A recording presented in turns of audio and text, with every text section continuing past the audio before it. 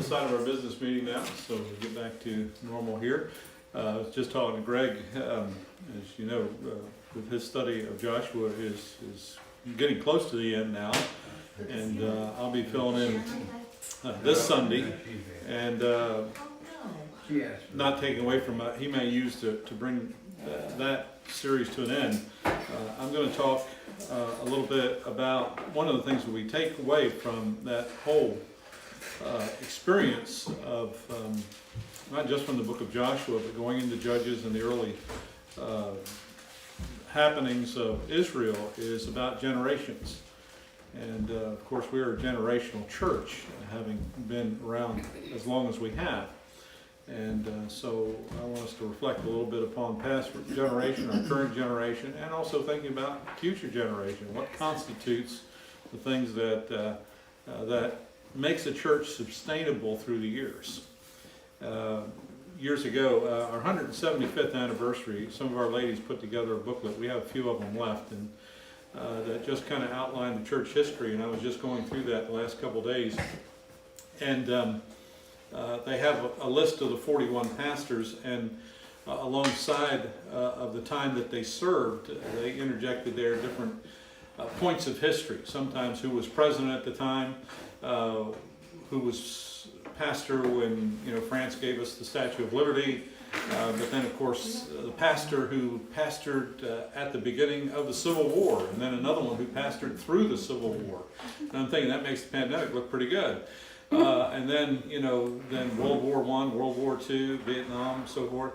And so just thinking about what our church was doing then, and the courses that it was taking and so forth.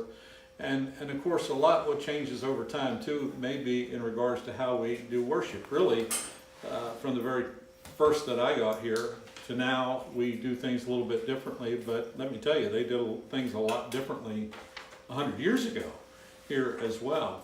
And so I think that's a good point of discussion. So we're going to spend some time on that in Sunday school Sunday. Now we're back in Genesis chapter 6, and we're talking about Noah.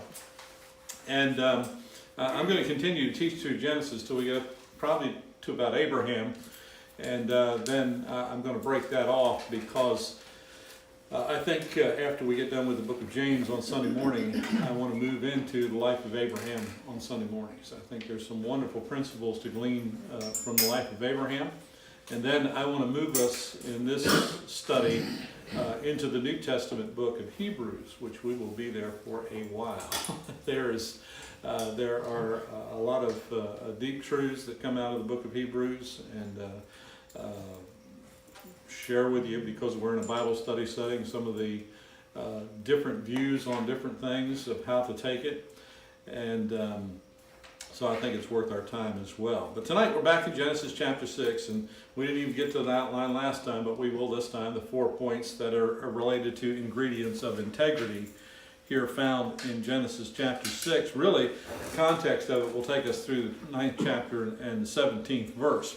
And we introduced this by talking about the fact that Noah's days were days of corruption, they were days of violence.